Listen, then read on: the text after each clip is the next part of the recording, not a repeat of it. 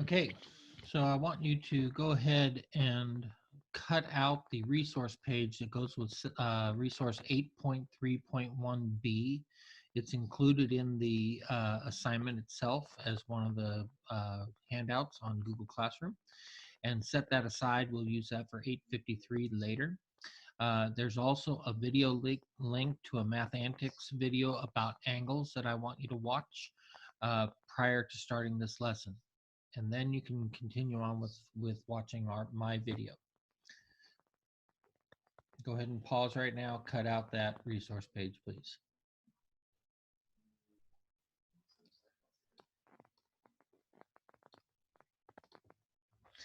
Okay, so today is all about what is an angle. You probably know what angles are, you think you know what they are, but we're going to make sure we clarify them and some vocabulary to go along with them. Have you ever watched a dance team performing a routine in which each person moves and spins in perfect unison? Each dancer always knows exactly how many times to turn and the direction in which he or she should end up facing. In this lesson, you will develop ways to describe turns by investigating angles and look at the angles inside of shapes. So, let's go on here. From your homework, I want you to check the answers to your homework. I'm going to kind of move around this page. You can pause and as you want to check your answers and make corrections. Remember, this is your job to learn this information. So as I move this around, pause and start as you need to check your answers. Here's problem 46. On problem B, make sure that you don't accidentally count the corners twice. That's why this is only 5, because it's 1 inch on either end. And then I took the entire 13 across the bottom to create that frame. If you made these 7 and 7, then these would be 11 and 11 instead. Either way, you should get 50 tiles left over when you're done. On problem 47, it looks like another trapezoid problem that was similar to the one we did a few days back, but this time they're asking you to find the area, which would mean that you should know the area formula for a trapezoid, which is 1/2 the sum of the bases times the height. So if one of the bases was x, the other one was 6, and the height was 4, you could add the bases, multiply by 4, and take half of that. We want that answer to equal 36. So one of the things that I did to solve it is I took half of 4. That's where the 2 came from. And then I distributed the 2 to make 2x plus 12. And then I solved it out from there. That's not the only way to do this problem. You could have doubled both sides, and then the half would make a giant 1, and this would say 72. And then you could distribute the 4, and still you will end up with 12 centimeters as the bottom base. Problem 48, please check your answers. These are final answers. Obviously, there's work that has to go along with them. Problem 49, part A, I distributed the 2 first, and then I solved it to get 11.5. You could also have divided both sides by 2 to get 16 over here, and then subtracted the 4.5. Problem B, I solved it just straight out and subtracted 6 from both sides, divided, got 6. Problem C, I cross multiplied. This would have been a difficult one to figure out a giant 1 because it's not easy for a lot of people to figure out what to multiply 9 by to get 16. So cross multiplying would work, or getting a common denominator would work also. Again, not as easy as just cross multiplying. And then problem 50, they ask you to calculate the tip on 18% tip on a $60 bill for dinner, looks like. So if you did x is to 60 as 18 is to 100, that would work. Or you could do x is to 18 as 60 is to 100. And then I cross multiplied again to get a $10.80 tip.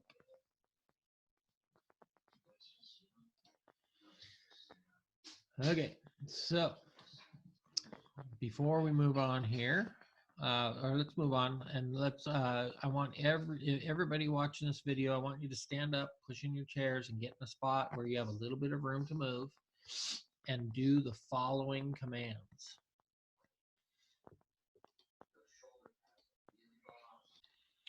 Okay, what does it mean to do a 360, or what about a 180? Do 180. So for part A, I want you to stand up and do a 360. Did you turn all the way around, like fully all the way, and then come back to the way you began? Okay, next I want you to do a 180. You should be facing the opposite direction. Okay, now I want you to do a 180 clockwise. Okay, now do a 180 counterclockwise, and you should be back to where you began. So work with your team and to design a clear, consistent way to draw diagrams to represent these movements. Be sure your diagrams include something that shows the direction a person would face at the beginning and at the end of the turn, as well as the size of the turn. So it's important to know clockwise and counterclockwise. If I wanted you to have a drawing that could, a diagram that could represent a direction of a turn and the how far you turn, you might have something like, I don't know, for a 180, maybe you're going to have something where it shows something like this. That would be a 180 turn counterclockwise. Or if I want to do 180 clockwise, I could say we're going this way. Maybe that would work. If I want 360 degrees, maybe I'm going to go all the way around like this. That would be counterclockwise. And 360 degrees clockwise would go this way. So these are all ways that we might draw the turn and tell the direction of the turn.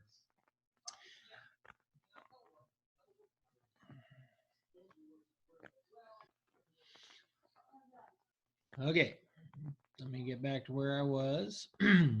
So problem C, what would it mean to do a 90 or a 90 to turn 90 degrees? What about a 45? Add diagrams for these movements and be prepared to explain. So if we were going to do a 90-degree turn counterclockwise, it might look something like this. Or if we were going to do a 90-degree turn clockwise, maybe it's going to be something like this. Or how about a 45-degree turn counterclockwise? Maybe that'll look something like this. So we need to come up with this notation so that way we're able to draw pictures and be able to explain what those pictures mean. Problem 52. When your teacher asked you to do a 360, how did you know what to do? 360 refers to turning in a full circle, that is, turning completely around right back to where you started. The most common unit used to measure a rotation is a degree, and there are 360 degrees in one full rotation. Get a copy of the 831 resource page, which has a diagram of an angle shown at right, and work with your team to estimate the measure of the angle in degrees. Be prepared to explain how you estimate it. So, if we want to estimate how many degrees this is, what I'm talking about is how many degrees open is this if the entire picture all the way around was 360 degrees. What fraction or what part of that is represented just by these two rays? Now, the angle we're actually measuring is formed by this ray and this ray and this vertex point that's in between the rays. So an angle is formed by two rays and they meet at a common vertex. And we're trying to find this number of degrees. So if I wanted to estimate that, I think the first thing I would do is maybe cut this picture up a little bit more Like maybe I'm going to go all the way across. So this represents 180 degrees. And then I think I'm going to go perpendicular to that, straight up. In fact, if I go straight up this way, let's see if I can draw that. And then I'm going to also go straight down just to kind of cut this up into fourths. Each one of these quadrants is 90 degrees. So I can see this angle is definitely less than 90. If I wanted to estimate a little bit closer, maybe I could take and draw a diagonal that represents halfway. So maybe in between here and here,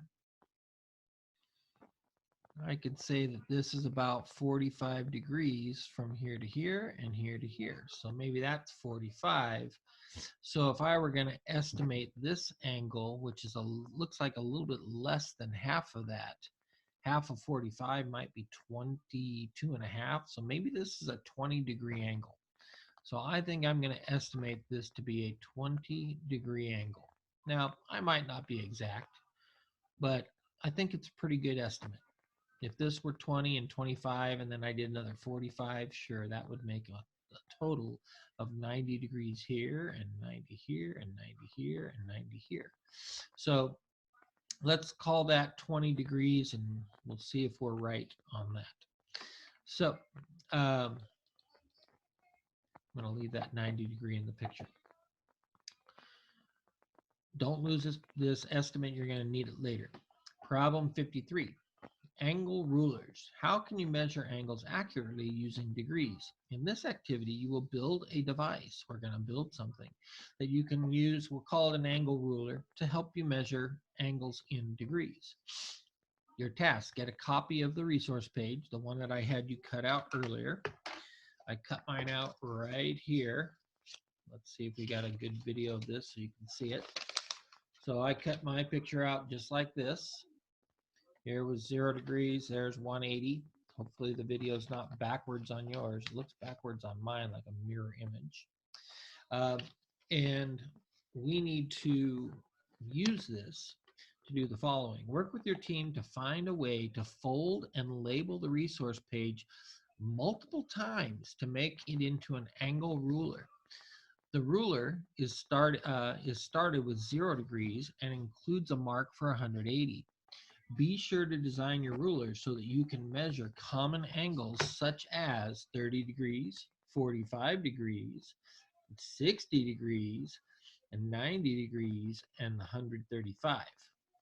Well, there are 3 of those are going to be easy, the 45, the 90, and the 135. So first of all, we're going to take this and we're going to fold this in half. This represents 180. If I fold that in half again, then this is going to represent 90 degrees. I know that's a 90-degree angle. If I fold that in half again, then this is going to estimate about 45 degrees. So I'm going to go ahead and unfold this for a second. And we're going to take a look. You'll see a bunch of different lines. See all those lines? Well, those lines are going to help us in figuring out our degrees. So I think what we'll do is I'm going to draw a couple things and then I'll show you what I got.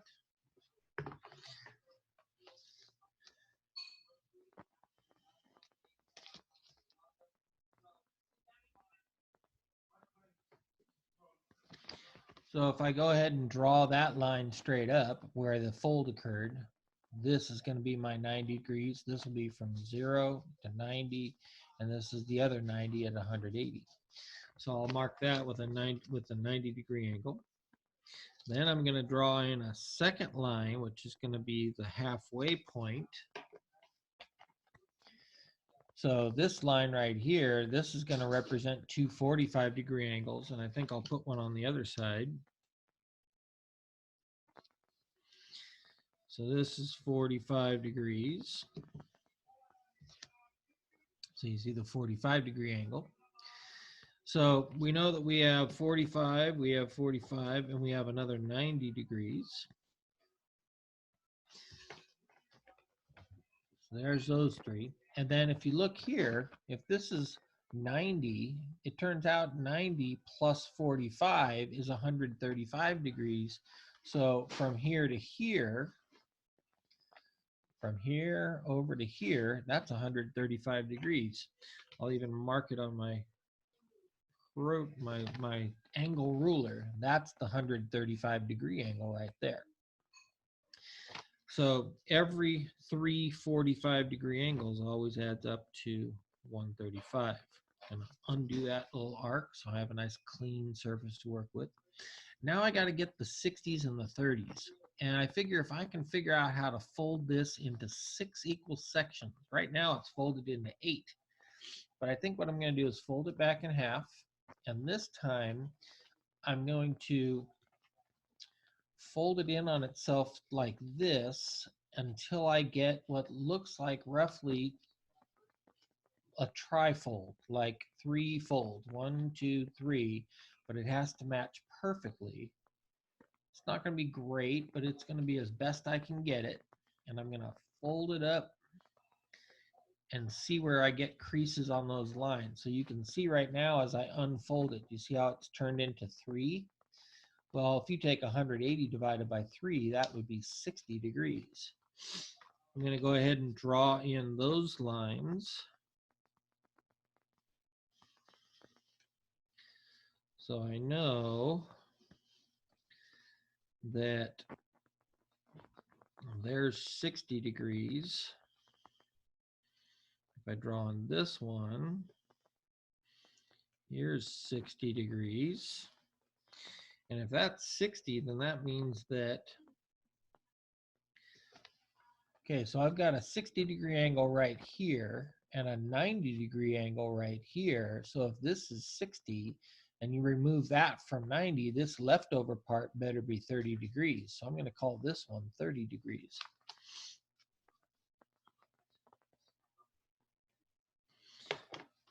And if I want to do 30 degrees from the 0, I could take the 60 mark and the 0 mark and I could fold them together.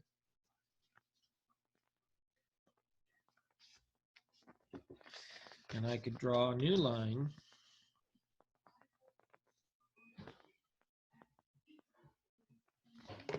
And this new line right here, right in here, that's a 30 degree angle. So I have a lot of markings now on my paper that I'm going to be able to use to measure 30, 45, 60, 90, and 135 degrees.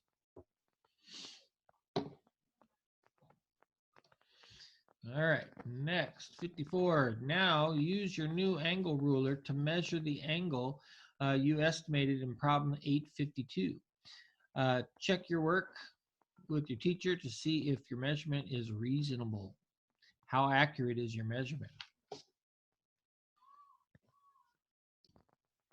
All right, I'm back to this. So we need to do our measurement now for 54. Oh my goodness, I gotta pause again. Okay, I'm gonna try this again. So they asked us to come back to this problem where we had made our estimate. I said it was 20 degrees and they want us to actually measure it with our new tool. So here was the new tool that we made. And I'm going to bring that over here. Now here's a little problem. My tool, I can't see very well with it. I can see this though. If this is the center, and I say this is 30 degrees right here, then I think that my measurement's probably pretty good. That's definitely less than 30 degrees. If this was 10, this was 20, I think this could be a 20 degree angle. I don't know if I have the ability to make this go dimmer, but I think I do. I'm going to try something here.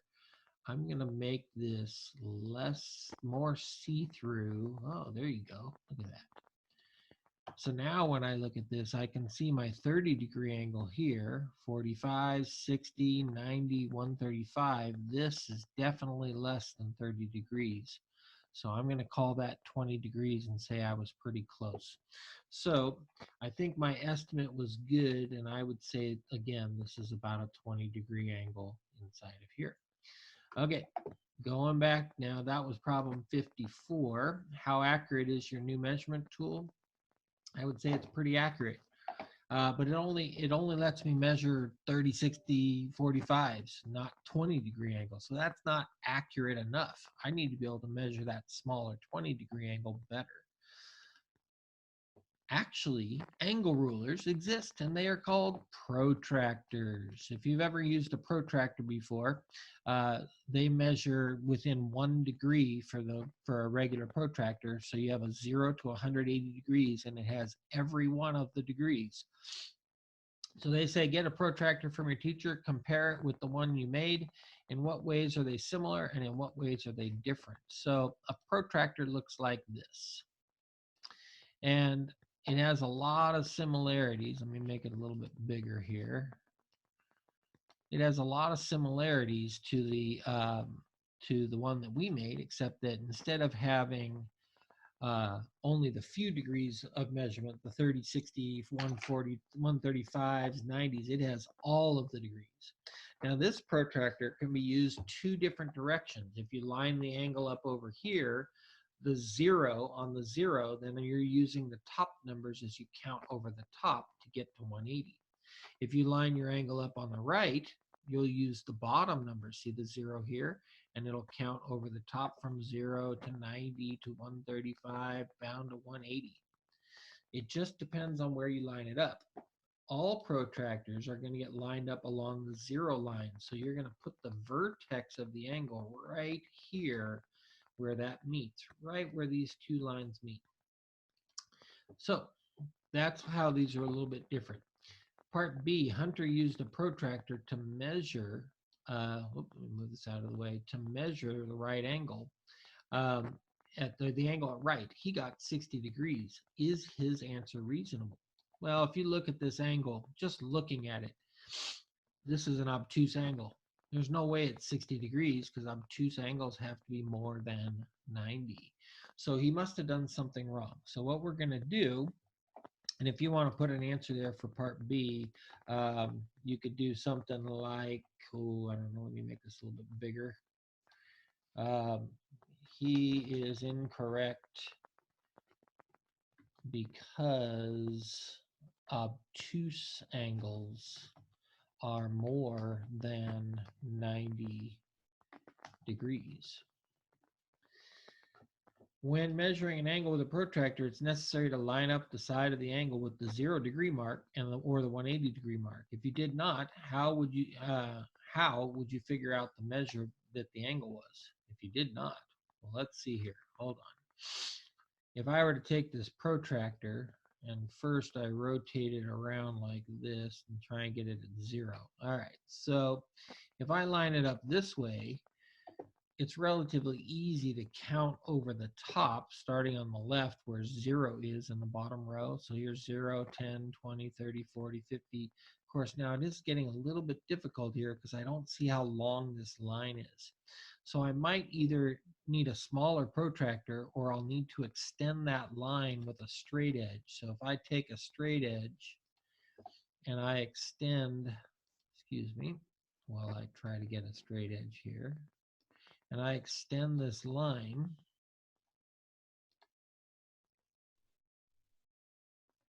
as so,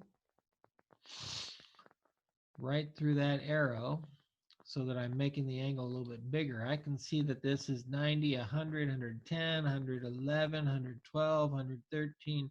That's a 114 degree angle, which is more than 90, so it's reasonable. They're asking if we did not line it up that way. Let's say that we had done, which is weird. I don't know why you would ever do this, but let's say we had lined it up this way. Well, so that we're on the 10 degree line and we want to go over here. Well, I suppose you could take the answer 124 degrees and subtract the 10 degree angle. That's possible, but that's really weird. So if I had to answer a question for part C, you could say take the measurement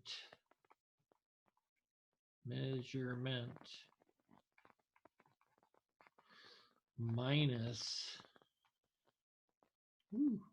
getting behind, minus, wow, something was going wrong with my computer here. Give me 1 second here. I'm going to type it in instead. You could take the measurement you found and subtract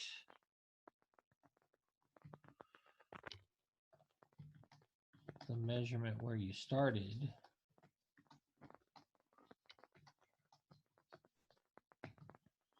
But starting at 0 degrees makes that easier.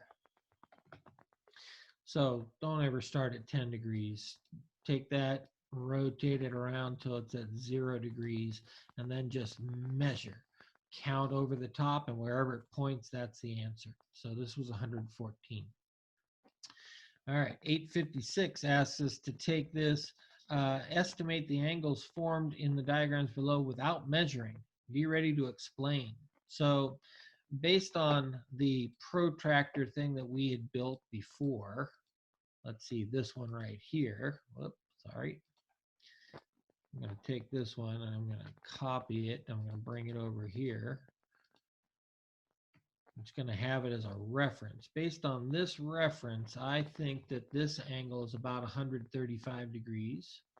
I would say this angle here is probably more like 60. So I might say for this one, maybe about 135 degrees. And this one is about, I don't know, what would you call that, 60 or 45? I think that's probably a 60-degree angle. This one we can tell right away. Straight line, it looks like a straight line. This is probably 180 degrees. And this last one, this is smaller. This might be this little 30-degree angle. If you make this a little bit bigger, right, you can kind of see maybe that's fitting in here. I don't know. That could be 20 degrees. Maybe it's 15 degrees. I don't know. Let's call it 15 degrees. That's about 15 degrees. So those are just estimates. I don't know about you, but I don't like estimating. I prefer actually measuring. Problem 57. They're going to have us do, I add this for if time. Angles can be thought of as the result of a rotation or turn. They can also help you describe shapes. So we're going to actually measure the angles that are here, but it would be helpful to have a little bit bigger picture. So if I go over here to this document and I take, actually let me go this way, and I take my protractor, my real protractor, and I'm going to make it a little bit smaller here to help me measure. And I line it up on this vertex right there. So here's 0, so I must be looking at the bottom set of numbers. So I'm going to go 10, 20, 30, 40. That looks like 59 degrees. So if I had to call that one, I would say 59 degrees, just short of 60. So this one here is 50, oops, sorry, 59. There we go, 59 degrees. Moving on down here, moving that down, I'm going to go a little bit lower here. I'm going to take my protractor, line it back up. It looks like that might be a equilateral triangle, but I can tell just by looking at it that it's not, because equilaterals have 60-degree angles, and this is 10, 20, 30, 40, 58 degrees. So that looks to me like a 58-degree angle in this corner, the one they're asking us for. So move this out of the way. I'm going to say that's a 58-degree angle. And lastly, I'm going to come down here to this hexagon. Looks like an equilateral hexagon. And if I take my protractor and I line it up Not working. Let me pull it down with this thing right here. I line it up along the 0, and I'm measuring. You see where this side is arcing open right in here? So when I go to do this, I need to actually measure from the left-hand side. So I'm lining it up on the left, not on the right. And I'm going to be counting the top numbers: 10, 20, 30, 40, 50, 60, 70, 80, 90, 110, 120 degree angle. So this right here is 120 degrees, and it looks like it because it's an obtuse angle. So that's that problem. I think that was problem number 59. So we said this was 59 degrees, 58 degrees, and this was 120 degrees for problem 57. One more, the learning log. So in this learning log, explain what an angle is and how you can estimate the measure of the angle in degrees. Include diagrams to explain your thinking. So this is where you do your own writing about how to measure angles and what angles are, what they mean, and label anything you can. Maybe staple to your homework the tool that we made, the protractor tool that we made, the one that looked something like that. That would be a good thing to add in there. And that's it. Your homework tonight, 860 to 865. Thanks for listening. Sorry this was a long video.